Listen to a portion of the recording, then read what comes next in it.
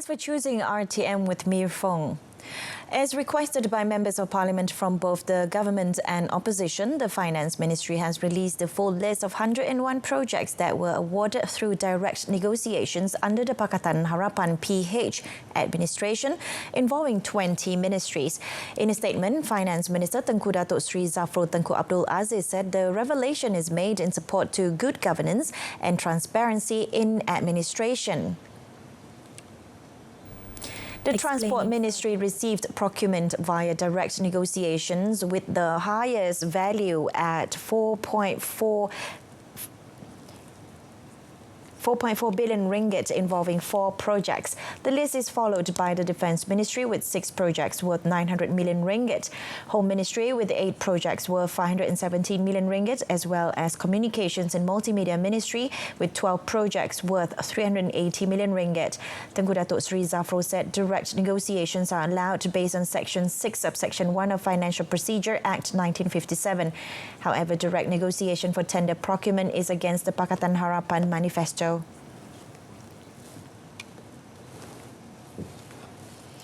Congestion at the entry and exit of the East Coast route is expected to be reduced as the Middle Ring Road 2 MRR2 at the Taman Melati Junction Gombak has been opened starting today.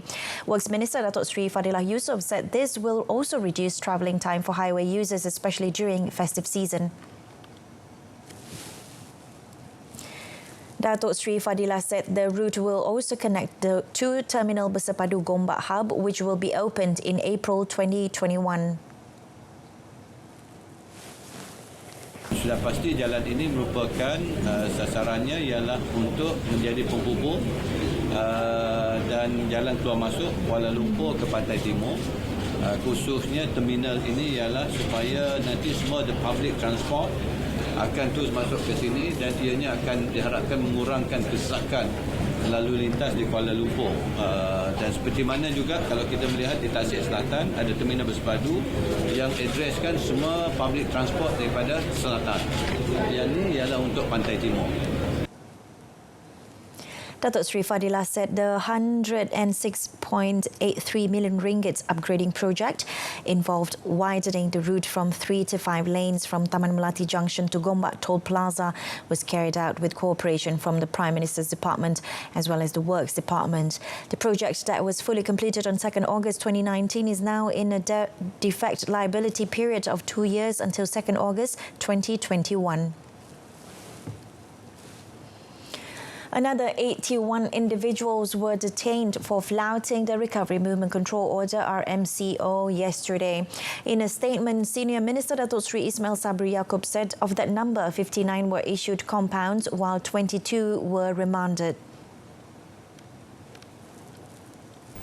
Director General of Health Tan Sri Dr. Nur Hisham said among the 6 new cases today, one of them was an import case from Singapore involving a foreigner. The remaining 5 cases were locally transmitted involving Malaysians from Kedah, with 3 of them originating from the Tower cluster.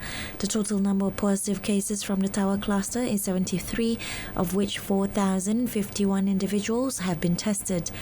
Currently, 9 positive cases are being treated in the intensive care units ICU, with 6 of them requiring respiratory aid. No new deaths were recorded today, and the death toll remains at 125, which is 1.35% of the total number of cases. The proposal to increase the compound for violating the standard operating procedure will be dependent on public feedback and approval of the Parliament. Health Minister Datuk Sri Dr. Adham Baba says an amendment to the compound rate under the Prevention and Control of Infectious Diseases Act 1988 or Act 342 could be looked into in effort to curb the spread of COVID-19. Kita tahu bahawa strain COVID-19 ni dia mutate dia berubah. Kita dah ada strain 614, kita dah ada strain D614G pula yang dia infectivity lebih tapi virulence dia sama je. Infectivity dia tinggi. Dia boleh menjangkit lebih ramai orang. Jadi number of kes akan bertambah. Kalau Kalau itu menjadi salah satu sebab untuk kita mengelak orang daripada dijangkiti, nak minta orang ada mengamalkan norma baru sehingga vaksin diterima, cadangan DG kita harus bawa ke kabinet dan juga bawa ke parlimen. Yesterday, Health Director General Tan Sri Dr. Nur Hisham Abdullah had proposed for the compound to be increased from 1,000 ringgit to 10,000 ringgit. Now for the COVID-19 updates. 6 new cases were recorded today, bringing the total number of positive cases in Malaysia up to 9,291. Meanwhile, there were 7 cases of recovery and have been discharged, and the cumulative recovered cases is now 8,978.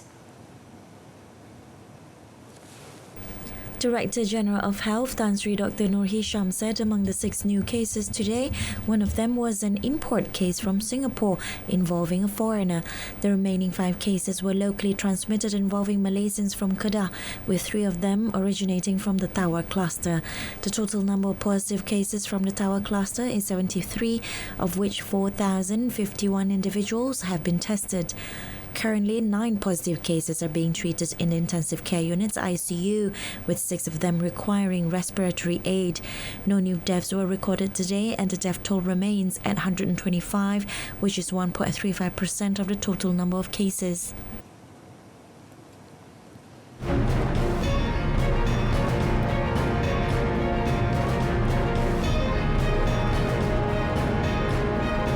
Next, travel bubble SOP with selected countries to be presented to NSC by next week.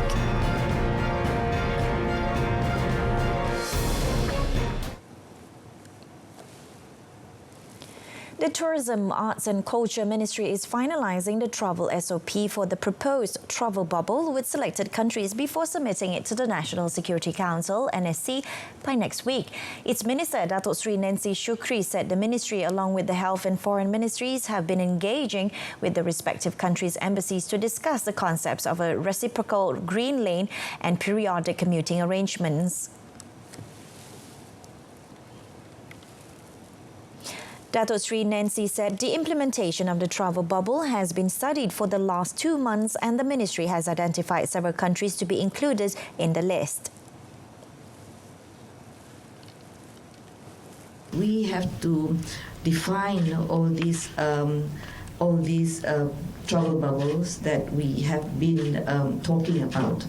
Till the time comes, we want to make sure that we will be going for it. And now MOTEC has been tasked by the government, by all the other ministries, to put forward our proposals with our SOPs once we are ready. So it should be ready within the latest maybe next week for us to propose to the Security Council, Majlis Keselamatan.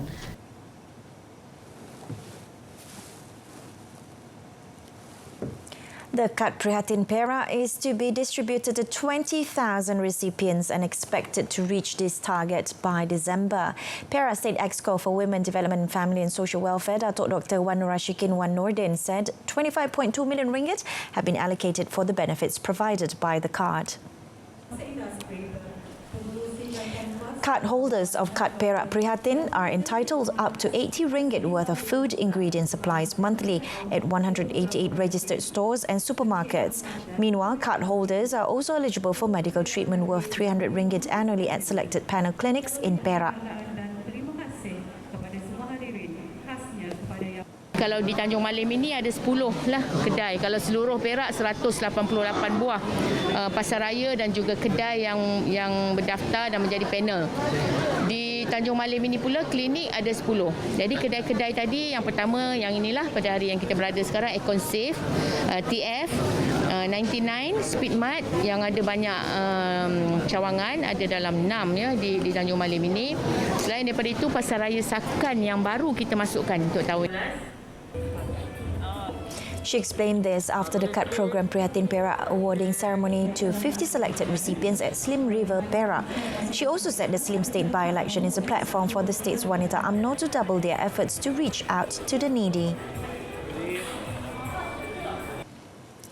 More than 100 police officers and personnel were found to be involved in drug abuse from January to July. Inspector General of Police Tan Sri Abdul Hamid Bador said during the same period, more than 40 policemen were also involved in drug possession. Bukan sahaja dalam PDRM yang mana setakat ini hampir 200 orang 100 lebih telah pun ditangkap kerana menagih, lagi 40 lebih kerana memiliki dadah. Itu saya rasa belum 50% lagi. Saya yakin lebih ramai lagi. Operasi tindakan untuk mengenal pasti warga PDRM yang terlibat dengan dadah ni berterusan. Tan Sri Abdul Hamid also gave an assurance that rogue officers and civil servants involved in drug abuse and drug trafficking activities are being tracked down and that action will be taken. A third witness at the inquest proceedings to determine the cause of death of Irish-French teenager Nora Ann Querin told the Seremban Coroner's Court that the teenager could walk normally when she was at the KL International Airport, KLIA. The third witness, Nilai Police Chief Superintendent Muhammad Noor Marzuki Besar, said he was earlier informed by Nora Ann's parents that she was only capable of walking 20 feet on her own. However, when referring to a CCTV footage from KLIA during the family's arrival in Malaysia, it was revealed that the victim could walk normally. The proceeding this morning took almost 4 hours, in which he said his forces started the search radius at 4 to 6 kilometers with a strength of 280.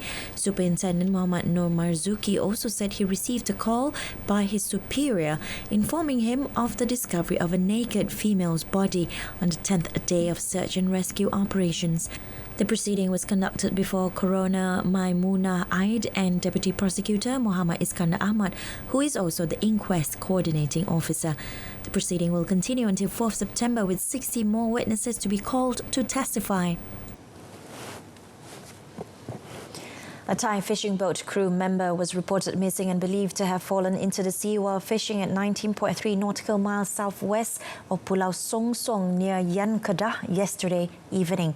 Kuala Kedah Maritime Zone Director Commander Muhammad Faizal Ahmad said the victim, Supakon Rangkayo, reportedly went out to sea with 4 other crew members in a trawl boat. The victim's absence was realized at 3 p.m. when the crew attempted to raise their nets.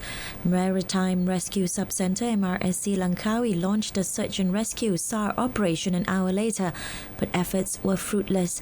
Search and rescue operations resumed today involving a ship and a boat dispatched by the Malaysian Maritime Enforcement Agency MMEA, a boat from the Marine Police and a boat from the Civil Defence Force APM. 15 local fishing boats also participated in the operation, with the searching sector today covering an area of 78.22 square nautical miles. People with any relevant information are urged to contact the MERS 24-hour hotline or Kuala Kedah Maritime Zone Operating Centre at 047310 Meanwhile, a Thai man was found safe after missing for almost 10 hours in a rubber plantation in Kampong Charuk, Malau, Kuala Nerang, Kedah. In a statement by the Kedah Fire and Rescue Department, the man was found at 12:45 a.m. after being reported missing at 3 p.m. Search efforts were dispatched after a call was made by the victim's foster family at 9:25 p.m. last night. The victim was found in a conscious, fatigued but unhurt state 500 meters from the location he was reported missing. The operation ended at 1:11 a.m.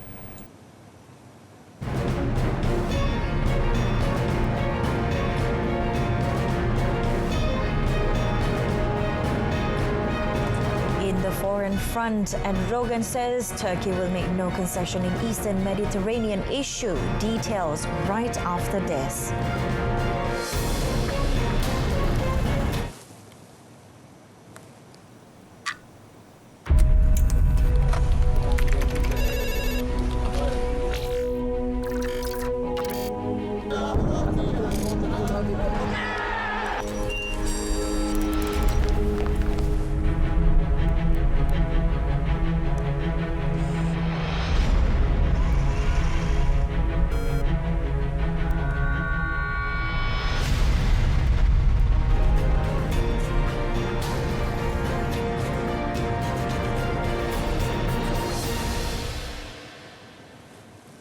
Welcome back. Greece's Hellenic National Defence General Staff today held military drills in the eastern Mediterranean, the focus of escalating tensions between Athens and Ankara. Greece says it will also launch military exercises with France, Italy and Cyprus in the area. The discovery of major gas deposits in water surrounding Crete and Cyprus has triggered a scramble for energy riches and revived all rivalries between NATO members Greece and Turkey. The joint exercises south of Cyprus and the Greek island of Crete will last 3 days. Tensions ratcheted up another notch when Turkey sent the Oryx research vessel accompanied by warships to disputed waters on 10th August. EU nations would prefer to avoid irritating Turkish President Recep Tayyip Erdogan and German Foreign Minister Heiko Maas shuttled between Athens and Ankara in a bid to temper the rhetoric and get talks back on track. Maas, whose country holds the rotating EU presidency, told the two countries to defuse the row or risk sparking a catastrophe. Meanwhile, Turkish President Recep Tayyip Erdogan warned that Turkey would make no concessions in the eastern Mediterranean and told Greece to avoid taking steps that could lead to its ruin. Türkiye, Akdeniz'de de, Ege'de, Karadeniz'de de hakkı olanı alacaktır. Biz nasıl kimsenin toprağına, egemenliğine, çıkarına göz dikmiyorsak, kendimize ait olanlardan da asla taviz vermeyeceğiz.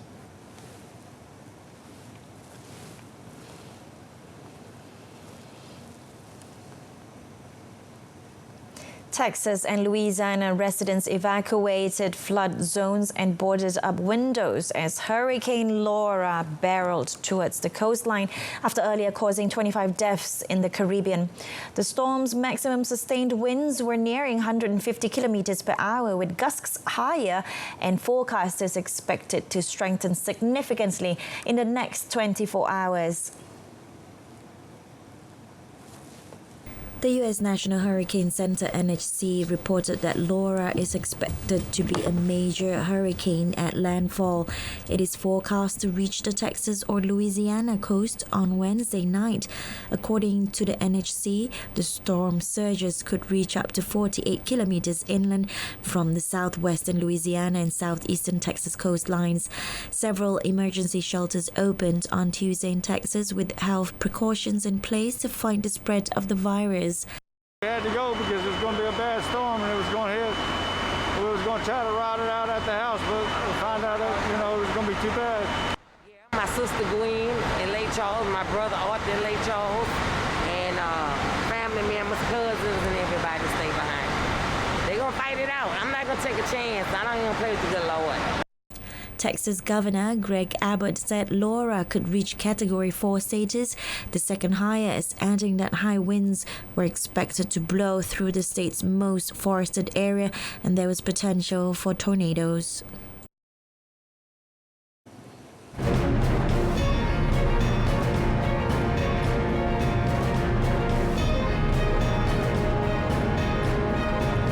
In sports, Safawi set to leave JDT for Portuguese club Portimonense.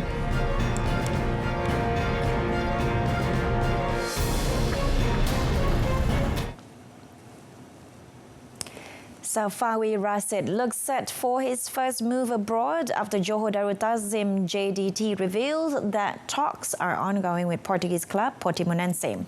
JDT club owner Tunku Ismail Sultan Ibrahim confirmed that they will be looking to release Safawi only after the completion of the Malaysia Super League, even though the new Primera Liga season will begin on 20th September 2020. Portimonense finished in the relegation zone at the end of 2019 and 20 season by finishing second last in the 17-team league, but got a reprieve to remain in the top flight after Victoria Setúbal could not fulfill licensing requirements. Safawi began his professional career with the T-Team FC in 2015 before his sparkling display and goal threat alerted JDT to his potential, and he joined the Super League champions in 2017. Since moving there, Safawi has grown by leaps and bounds allowance, making himself a permanent fixture and an important asset not only for his club side but also for the Malaysian national team. Should the move fully materialise, Safawi would not be the only Asian at the club, with two Japanese players in Suichi Gonda and Koki Anzai also part of the squad. On JDT's side, while they are happy to allow Safawi to gain more exposure by plying his trade in Portugal, it would leave a huge gap in the side still competing in the 2020 AFC Champions League. Japanese women with artificial legs strut the catwalk in a show called Amputee Venus, raising funds for medical workers during the pandemic. The models include Paralympic athletes who hope to set the mood for the international sports event postponed until next year. The show featured a dozen models with prosthetic legs who came down the catwalk wearing the latest fashion. Several Paralympic athletes were among the group, including Japan's Katie Megawa, who finished fourth in the long jump in the 2016 Rio de Janeiro Paralympics. 自分じゃない自分になれるっていうのをすごく毎回楽しみにしてて、こう変身することであったりっていうのがもちろん自分が好きなんですけど、今回は結構特別なやっぱ思いがあって、今日は東京パラリンピックの開会式がもともとあった日なので、その日にこのショーを開催することで来年に向けてこう何か皆さんの力になれるといいなと思ってますし。The Paralympics are now scheduled to open on 24th August 2021 and will feature about 4,400 athletes. The Olympics are scheduled to open on 23rd July with 11,000 athletes. Tokyo organizers have said both events will happen, but they have yet to provide details on how athletes will be safe, whether fans will be allowed, and who will pick up the bill for the delay. Estimates suggest the cost of delay will be between 2 billion and 6 billion ringgit, with Japanese taxpayers picking up most of the bill. Six-time Ballon d'Or winner Lionel Messi told Barcelona he wants to leave on a free transfer in a bombshell fax on Tuesday that is expected to spark a legal battle over a buyout clause worth hundreds of millions of dollars, signaling the end of an era at Barcelona where Messi is the record scorer and has won 4 Champions League titles. The disgruntled Argentine wants to terminate his contract unilaterally by triggering a release clause. Relations have plummeted this year and speculation swirled about Messi's departure after this month's humiliating 8-2 Champions League quarter-final defeat to Bayern Munich, which left Barca without a trophy for the first time since 2007. The 33-year-old's demand, faxed by his lawyers, prompted protests against Barcelona's under-fire president Josep Maria Bartomeu outside the Camp Nou, where Messi, synonymous with the club's most successful period, is worshipped by fans. A los extremos. Messi es muy corazón para muchos, es un interrogante para otros, pero es un hombre que nunca pasa desapercibido, obvio. Hasta el último día de su vida como futbolista profesional, acá lo van a esperar y creo que él lo sabe. Manchester City, Paris Saint-Germain and Inter Milan are among those to have been linked to Messi, who is among the greatest players in history and has wages to match, with a reported weekly salary of nearly €1 million. ESPN reported that Messi spoke last week with Manchester City manager Pep Guardiola about a possible move. A Barcelona-based Brazilian journalist also said Messi wants to play under his former Barcelona coach. Former football star Ronaldinho arrived home in Brazil on a private jet on Tuesday following more than 5 months in detention in Paraguay over a fake passport scandal. The former Ballon d'Or winner arrived at Rio de Janeiro's international airport from Paraguay's capital Asunción just before 4:30 p.m. local time. A judge on Monday released Ronaldinho, 40, and his brother, who had both been held for a month in jail and another 4 months under house arrest in a hotel in Asunción. The brothers arrived in Paraguay on 4th March because Ronaldinho was due to take part in an event in support of disadvantaged children. However, 2 days later, the pair were taken into police custody when investigators raided their hotel following the discovery they had fake documents. Dressed in jeans, a black beret and black shirt on Monday's court hearing, Ronaldinho accepted the terms of his release, which include payment of $90,000 in damages. His brother, Roberto de Assis Moreira, who is also Ronaldinho's business manager, must pay $110,000. Ronaldinho, considered one of the greatest footballers of all time, was crucial in Brazil's 2002 World Cup win. He played for European giants such as Barcelona, AC Milan and Paris Saint-Germain during a hugely successful 10-year stint in Europe. He won the Champions League and 2 La Liga titles with Barcelona and Serie A with Milan. After returning home to Brazil, he won the Copa Libertadores, South America's equivalent of the Champions League, with Atlético Mineiro.